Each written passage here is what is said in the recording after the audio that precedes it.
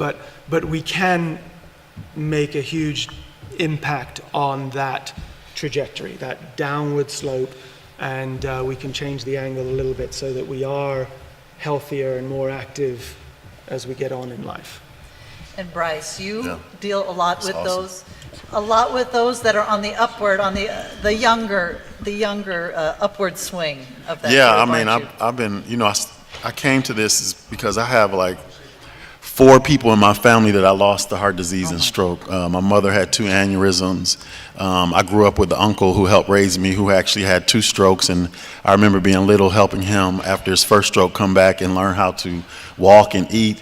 And so once I've been in the food and restaurant business since college, and over the last 5 to 7 years, when I started working with the American Heart Association, I was on a mission and blessed to be able to start a healthy cooking and nutrition program in South LA, East LA, Long Beach, and also Santa Ana, working in underrepresented and underinvested areas throughout the community, 8 all the way to 18. And so what I quickly learned, I learned so much. So oftentimes we go in thinking, we're going to teach, but then the kids say, no, I'm going to teach you. I'm teaching you. One thing I learned is that I dispel the myth that young people don't like whole, fresh food. They love it. Once they taste it, they want more. So I quickly learned that, and I had already thought that, but being, in a laboratory per se, learning that, right? But then the other thing I learned is that, okay, so they love whole, fresh food. They love cooking. Food is that connector, right? We can all remember, mostly like a lot of us remember sitting down at the table when you're young and having memories around it. We go out to eat with friends and family. So food is that connecting point. But one thing I learned is that young people would say, probably a lot of people here are very or over familiar with kale. So we've been probably eating it, exposed to it for so long. I was running into communities and working kids that this was the first time they ever tasted kale. I had one kid that told me, I've never eaten a strawberry. So I understood that, okay, they love it, but now what's the barrier? The barrier was the environment a lot of times and what was around them, cost, et cetera, being food insecure, like Elliot was saying. So I quickly learned, okay, I have to do more than just teach and make kids aware and families aware. I have to also, start to look at how can I play a part in the environment and policies. And that's when I was telling you, I joined the LA Food Policy Council and really started working at, what are some of the policies that are preventing people in these areas from actually being healthy? Because, I love to sit on these panels and hear Dr. Vincent, and always good to hear a doctor talking about nutrition, because a lot of them, that's not what, they're preaching, right? And hear what Elliot is saying as well, and Sarah talking about the environment. So I like to take this information back to those communities and say, okay, how can we make sure that these people, our most vulnerable populations, can also be healthy as well? How do you do that? So one of the things, I'll give you an example, like for instance with LA Food Policy Council, they have a healthy neighborhood market network program. So they're over about 1,000, maybe 2,000 corner stores, and they're very prevalent in underserved areas, right? And oftentimes that's where people purchase their food. A lot of times it's the food that we don't want people eating, over-processed, high sugar, high salt, exasperating all the illnesses around heart disease, diabetes, et cetera. So we started working with corner store owners and saying, hey, you have an opportunity to change your community, and how can you bring in healthier ingredients? And they said, well, the chips and the alcohol is selling profit margin wise, so you gotta have a good selling point. So we started working with them and bringing in folks. So I'll give you an example. There's a second generation owner. Her name is Kelly Jackson. Her parents own. You heard of Hank, so you did the story, so you know. Yeah, USC. Yeah. You have to tell her backstory. So USC. Her parents said, hey, we've had this store for over 20, 30 years. It's your time now. And, it was a liquor store, but it was the beacon of the community. But she said, I see a different vision for this store.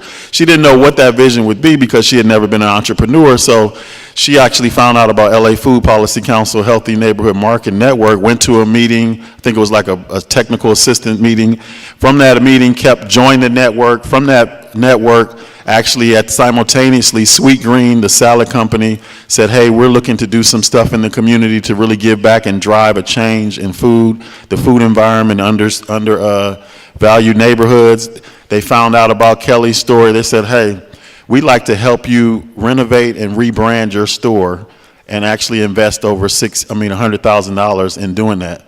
and bringing in fresh produce, but also teaching her, how to sell it, teaching her, rebranding the store so it could become a community beacon and be that touch point. But what's beautiful about it is, one, not only have they been in the community for 30 years or so, but also that as the community change, she'll be one of the leaders in that change and have equity as that neighborhood change, and that there aren't a lot of places around that are carrying fresh produce. So she is that, but she is also, for instance, I was in there one day, and this may, to those who have access and privilege to, so many things, we may not understand it, but I was in there one day and she has a community table, and there was a little kid and his mom. The little kid was about 7, and there was his brother who was about 6, and then there was the other sister who was about 10.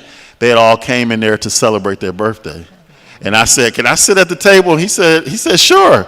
And then they started singing happy birthday, and he said, "How come you aren't singing happy birthday? You're a part of this too."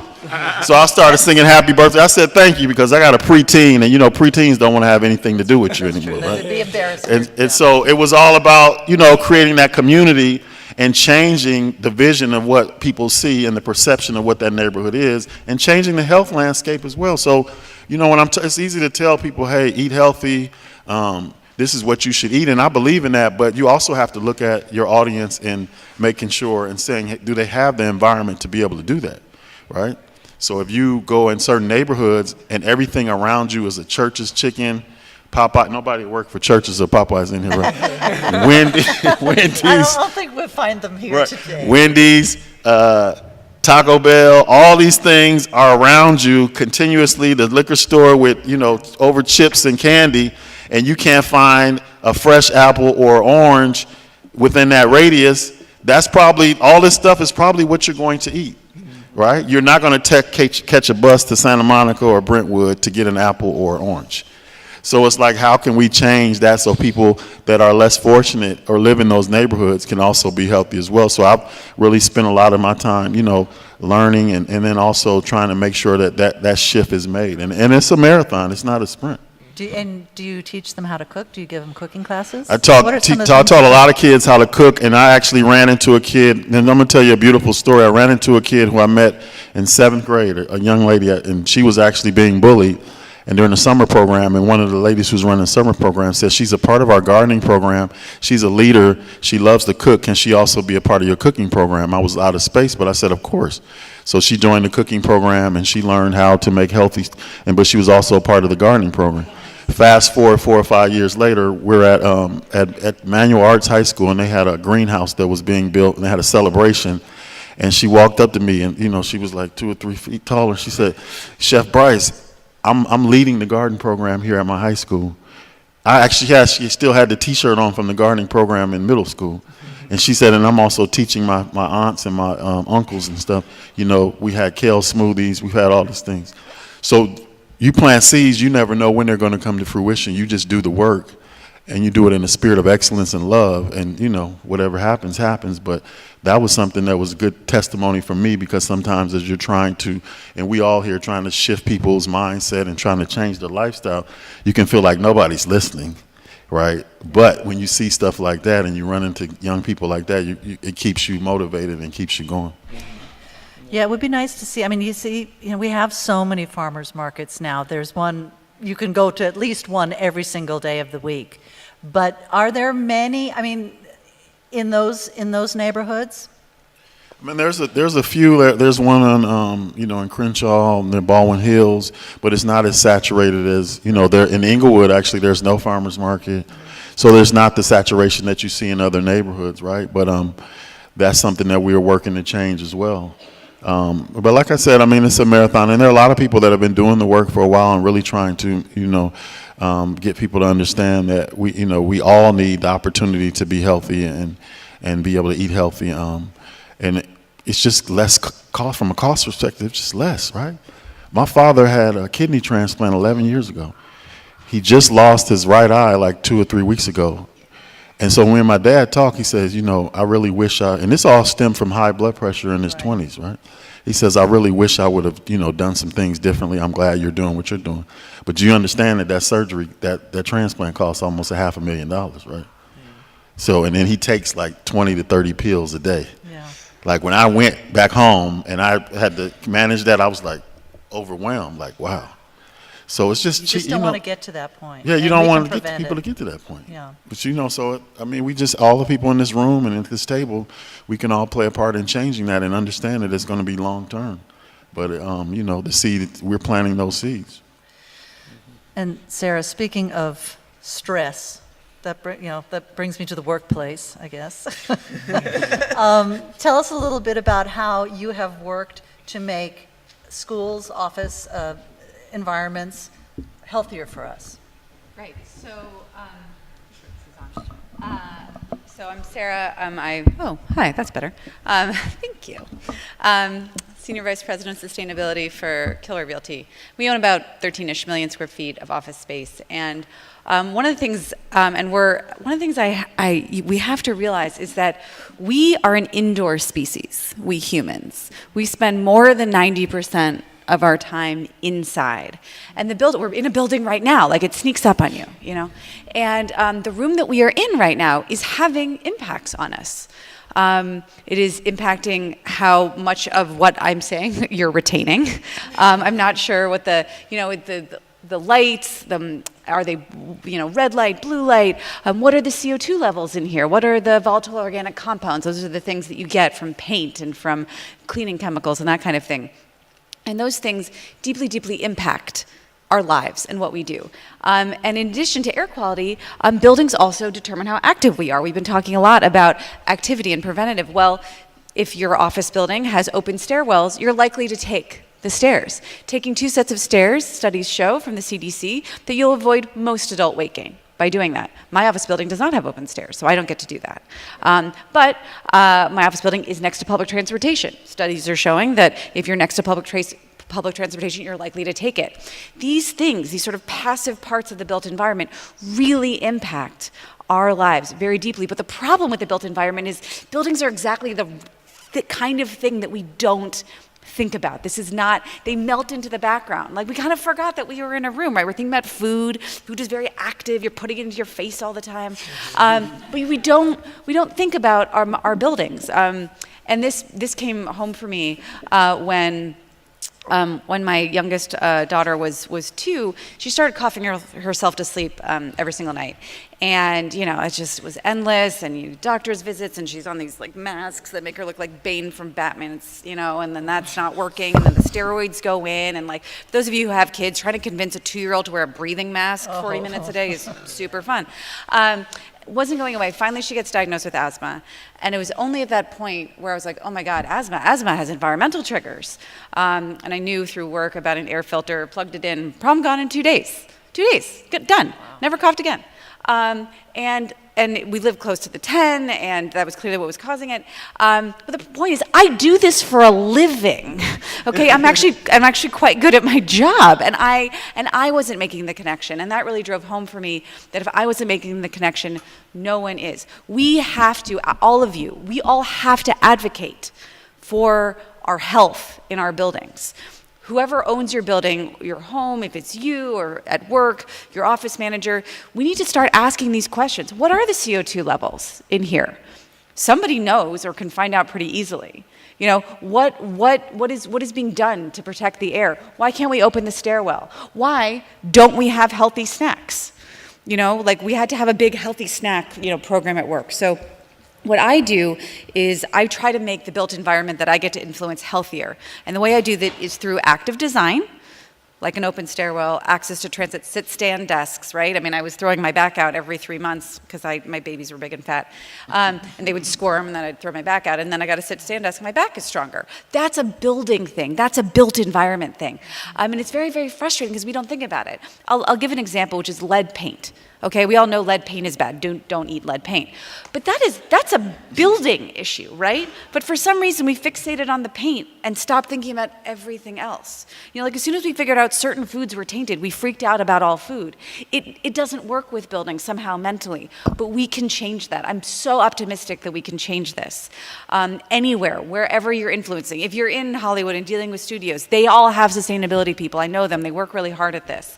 More can be done, and it doesn't happen without demand. You have to demand healthier food in your neighborhood. You have to advocate for that the same way you have to advocate for healthier buildings. And I promise you, as somebody who works for a landlord, as soon as these questions start getting asked, I promise you, people will scramble to make ridiculous changes very, very quickly. There's a lot of really low-hanging fruit. An air quality test costs like nothing, right? It's like, for an entire 100,000 square foot building, it's $1,500 as opposed to like the $500,000 of treatment that you would need medically if there's an issue. Landlords will, for trying to avoid lawsuits, will try to find the answers to these questions, I promise. And so I'm very optimistic that we can do it, but it's a lot of knowledge. And the analogy I'd like to give is cars, right? So cars, so let's just say buildings represent 40% of carbon emissions in the US, okay? 40%. Cars are about 26%, actually, it's less. And I say cars and not transportation because that's not trucking, I mean cars. But cars used to be really inefficient gas guzzlers, right? But we get in our cars, we're active, we saw all the exhaust, and there was a lot of public sentiment around this, and legislation, and consumer demand and legislation. Now we have really efficient cars. None of that has happened with buildings, right? They don't have a little dashboard. You don't know their miles per gallon, and you certainly don't know what you're breathing inside. But we can find out. We can ask these questions. So that is what I invite everybody here to do. What would you say is a healthy work environment? Oh, I totally know the answer to this question. Oh, good. So what you're looking for, you can write this down, you're looking for carbon dioxide levels below 550 parts per million. Building standard code in LA will give you 945 parts per million, which is actually not bad.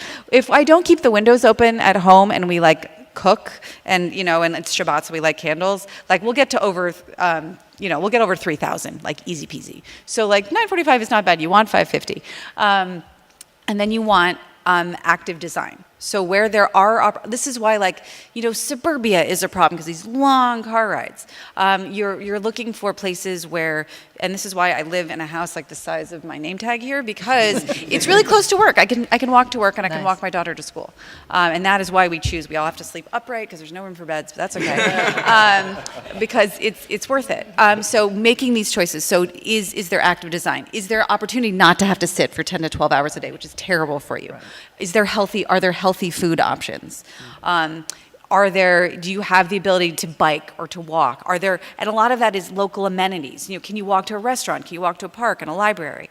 So when we don't always get to choose where we live and work, obviously, but it's so important when you do get to make those choices to think about these things. The extra square footage, studies show, will make you no happier. After about 2 years, you just forget about it. But your commute is miserable in its own unique way every day. And so this is what makes healthy. So active design and good air quality. Every building should have a good green cleaning program, not that hard to ask about.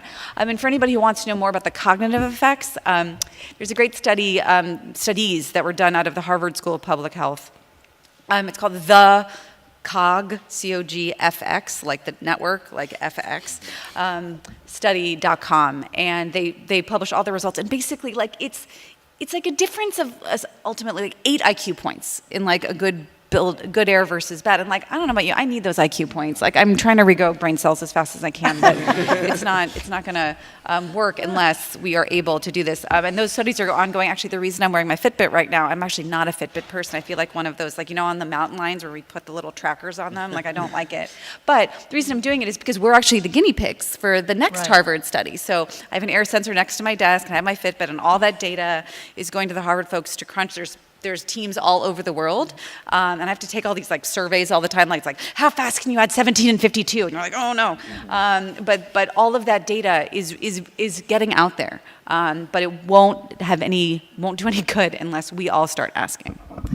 And one more question, as far as the future. I mean, we talk about existing spaces. Right. Is construction now, and we see an awful lot of it going on. Is that being incorporated into the design? It is, but not as quickly as I'd like. Like I'm for example, like, hey, news bulletin, smoking's bad for you. And I'm fighting with a big tenant right now because studies show that if you put in a designated smoking area, people are more likely to smoke. If you make smoking inconvenient, people are more likely to quit.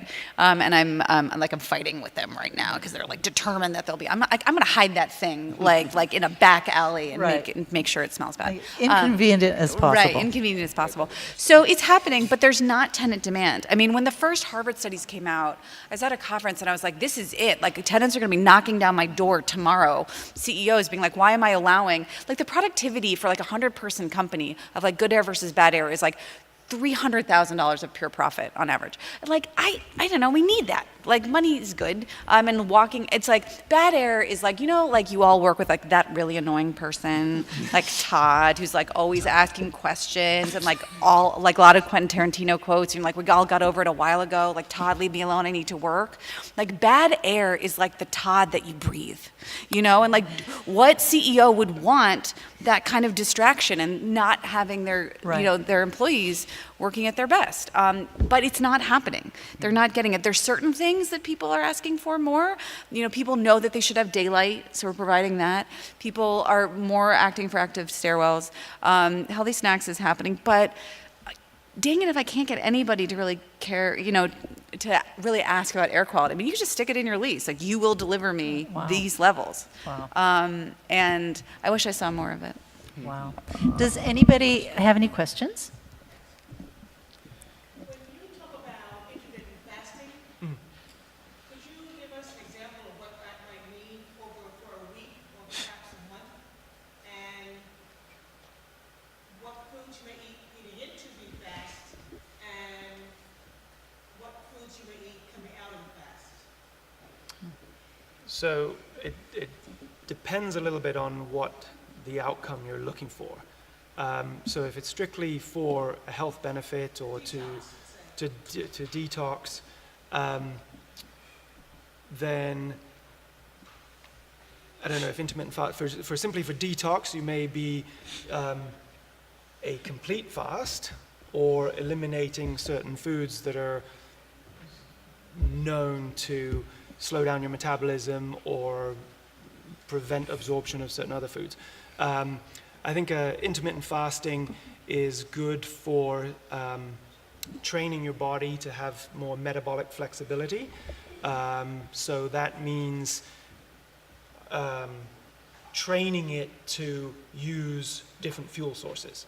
So we're all really good, and the easiest fuel to use is glucose. And all cells in our body can burn glucose very easily. Where when we keep just operating on that one fuel source, it makes it hard for us to convert over and start to burn fat. So the real big point of intermittent fasting is to have a longer window where you're not feeding your body, and your body has to then rely on stored energy. So the kind of food to eat, I think, in that same realm is avoiding the carbohydrates. So we're trying to train it to remove fat from storage, break down fat, and metabolize fat. So if you break that fast with sugar, and typically our breakfasts are very sugary cereals or whatever we're eating, or fruit or something, it's sending the wrong messages because it quickly kicks you back over into the metabolizing of glucose. And the benefits then are tenfold. It's more than just converting that. Your body starts to produce more hormones. You can stimulate brain cells. You prevent the brain fog or the sluggishness. So a lot of people, when we're eating on a big window and metabolizing carbohydrates, by 4 or 5 o'clock in the day, you're starting to get a little fatigued and your brain's feeling full. That metabolism of carbohydrate has waste product. Whereas if you're switching over to metabolizing ketones or metabolizing fat, there's no waste product. You utilize the whole cell. The Krebs cycle, you burn every piece of it. There's no waste. So you have less metabolites building up in your brain, and can sort of think clearer and sharper throughout the day. So if you stop eating at, say, at 6 or 7 o'clock Yep. and you don't eat again until, say, 12 the next day, Yeah. is that considered an intermittent fast? Yes. That's Yes. on a daily basis? Yes. And you might eat a meal at Yeah. 1 in the afternoon? Yeah, I think that would be great. Yes. And would that be something you would do every day, or would you might do that, say, one day just have a liquid fast, or algae or green juices, that kind of thing? Yes, and I would mix it up. And what I like to do for myself and for my clients is I'm pretty strict throughout the week, but then I give myself some leeway on weekends to live life. I think that we should live, I mean, I believe for myself and for a lot of my clients, it's a 90-10 rule. If I have people on 100% strict, and maybe for a period will be very strict, but I like to moderate it or be flexible so it's not all or nothing. So for myself, I'll go through certain days where it will be a full fast or a liquid fast, and then other days where it's an intermittent fasting and I won't eat until 1 o'clock, and I'll just cut it off at 6, 7 o'clock in the evening.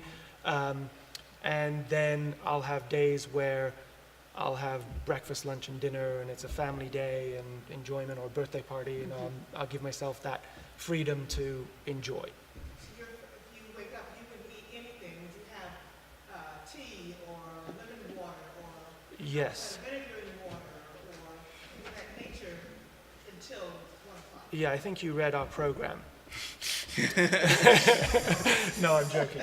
So yeah, You're doing I'd it start right. off. I usually, so to implement sort of these habits into your day that are healthy, I'd wake up first thing in the morning and drink 16 ounces of lemon water. And then if you drink coffee, I'd have coffee there, but without any carbohydrates in it. I'd add maybe some MCT oil, some fat into the coffee. And then other things we can add, a breathing exercise or meditation, some exercise, and then we go through our day, and maybe the first meal is at noon or 1 o'clock. And when do you introduce fruit into your diet? During the summer. Seasonally. Seasonal fruit. That's when the good so fruit comes out. I think, I mean, that is sort of when we look at how our bodies operate, we want to challenge all our systems. So if we're always eating fruit and getting a lot of carbohydrates, that stimulates the insulin, we're always in the storage mode. Insulin's going to block glucagon, which is the hormone that removes fat from storage, and it's going to shut down that metabolic system. So there are times when fruit is ripe, and usually it's in the summertime. It's usually when there's a lot of sun, we're outdoors more, we absorb more vitamin D, we can process the sugars better. Hopefully that answered, I'm sorry. Into a specific areas, do you have websites that we can go to and do more like with your protein, algae, and I think if you go on the Digital Hollywood website, it has, for each panel, it has the websites and the contact information for all the panelists. Yeah. because I've been the program, the print program. Oh, the,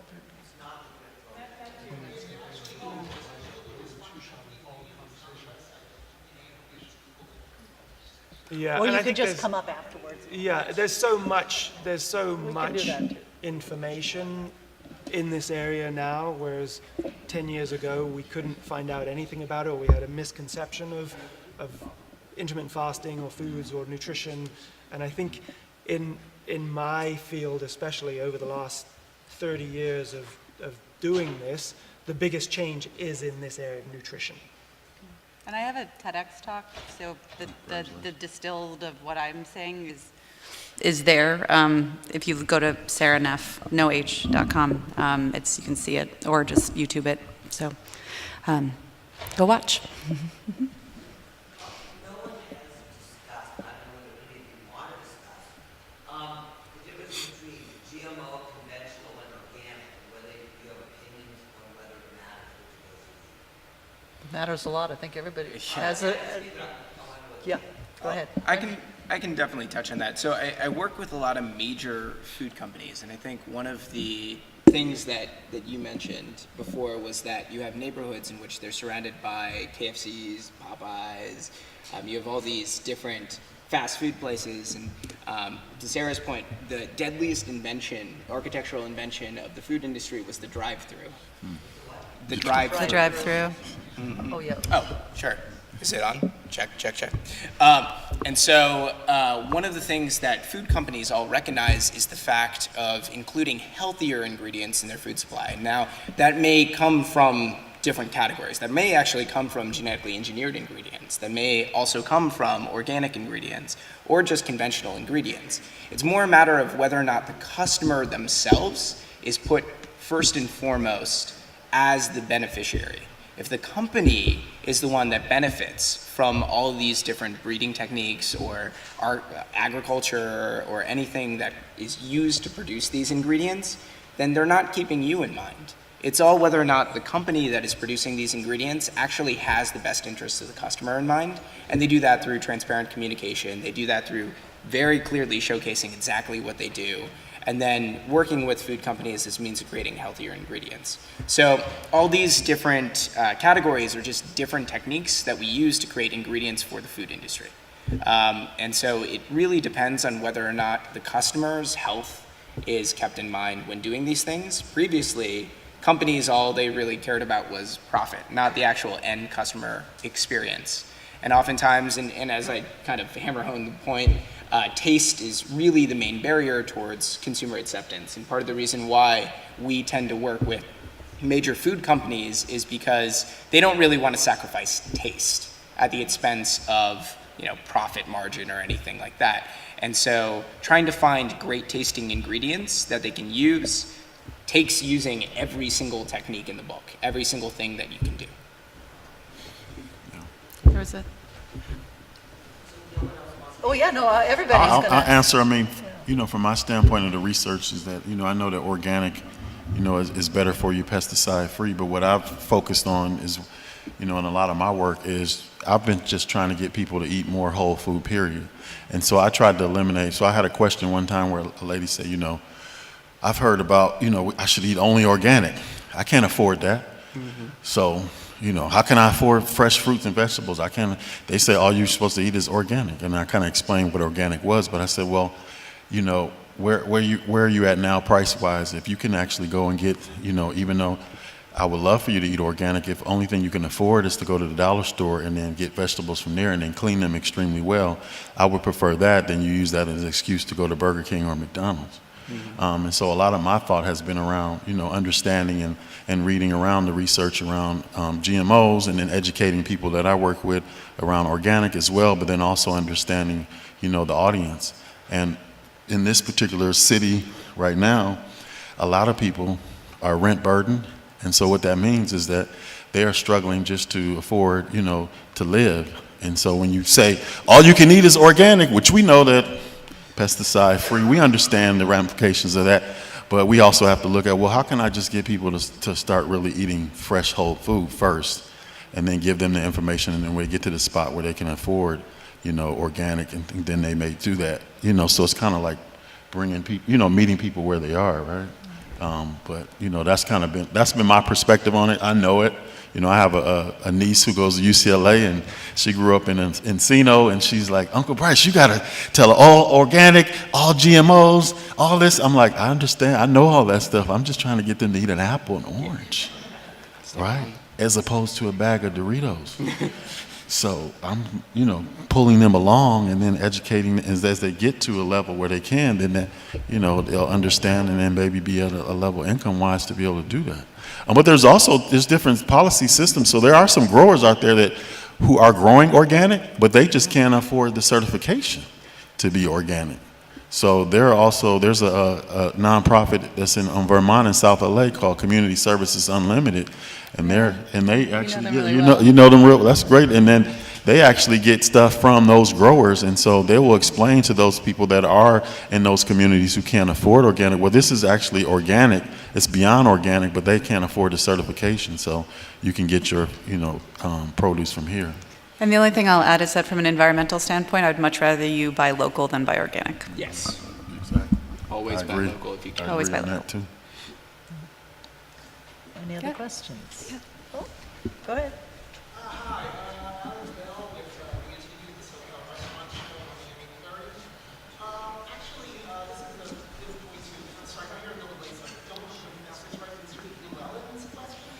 That was good. Flew and then like Ellen, like the talk show host, always tell people. So we have a basket of vegetables for you. That is the prize.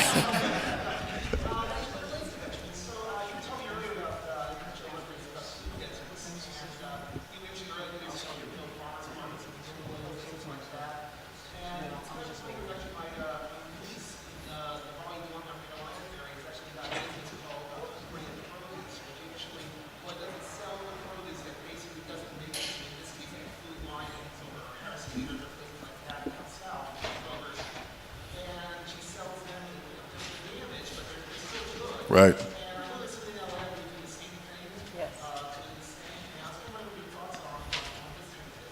Yeah, I mean that's the beauty of it. I mean, there's innovation happening all over the country, right? There's actually a nonprofit here in LA called Food Forward that American Heart works with, and a lot of other nonprofits in LA. And what they do is food redistribution. So exactly, they get food from grocery stores, from Trader Joe's, from all over, and then they redistribute it to communities where they don't have access. And so I think that is also, I think that's beautiful, because when we talked about earlier, when Elliot and Michelle was raising the question of waste, it also prevents that as well. Oftentimes, for instance, Trader Joe's will say somebody may have over ordered 400 apples, and then that stuff gets waste, but instead some places like Food Forward will go and get that and then redistribute it to those people who need support in eating healthier and eating food, period, healthier food. So I think that that's what I get inspired by, because I tell people, like, people are doing things. They're doing a lot of great stuff. It's just oftentimes they're working with their head down trying to make things happen, and we don't know that it exists. But if we got access to Google now, we research, you'll find that a lot of folks have been trying to address these issues. They just need more support and resources. And this is what Sarah and I were talking about earlier, just about this convention, this summit period. It's like there's so much going on that oftentimes things get lost and people think that it doesn't exist, but it exists, and those people are doing that. And so I've been really an advocate of sharing that wherever I go. So I'm glad that you raised that question. There's Food Forward, and I'm sure there's other folks out there that are doing it in LA, but that's one that jumps out. And so I'll close and just say, like American Heart, we actually partner with Food Forward at a park near USC called Hazard Park, which is in the food desert area, and we do free distribution of food every Thursday. And so it just became, it became from, folks breaking down silos like we're doing here today, having conversations, and then figuring out how they can support each other in their work.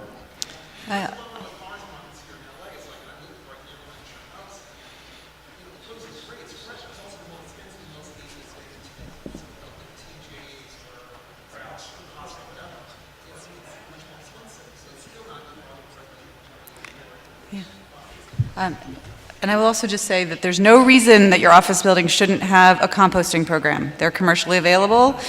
Food waste obviously should definitely get redistributed first, but there's no reason in Los Angeles, maybe a little bit in Long Beach, but not, but in the Valley here, Santa Monica, there are commercially available composting programs. And if your landlord doesn't have one, well, sometimes they have to by law, but we have this whole waste franchise thing, and whoever is your hauler, you got assigned a hauler, you didn't get to choose, they have to provide composting services. And if they're not, they're just trying to cut costs. So that is something that can be demanded, just saying.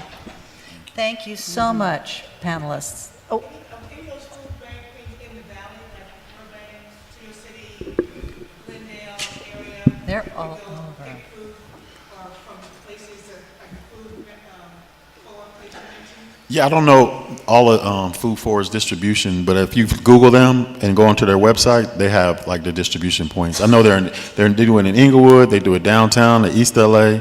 They're pretty much all over the county, but I'm not sure about the valley per se. And Imperfect Produce has a stand right outside. Yes, they're great. Imperfect Produce.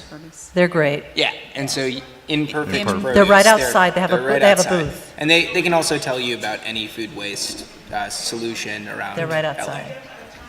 Yeah. A little bit-ish. We'll be around. We'll stick around for questions, like Yes. once we. Little bit. Exactly, we'll stick around for questions, but the guy's starting to play the music, you know. Yes. When Julia Roberts told him, stop playing the music. Okay, but no, thank you very much, and we'll be around if you have any questions afterwards. We have another panel, which actually, I'm going to stick around for Farm to Table. It Yeah, sounds me really too. good.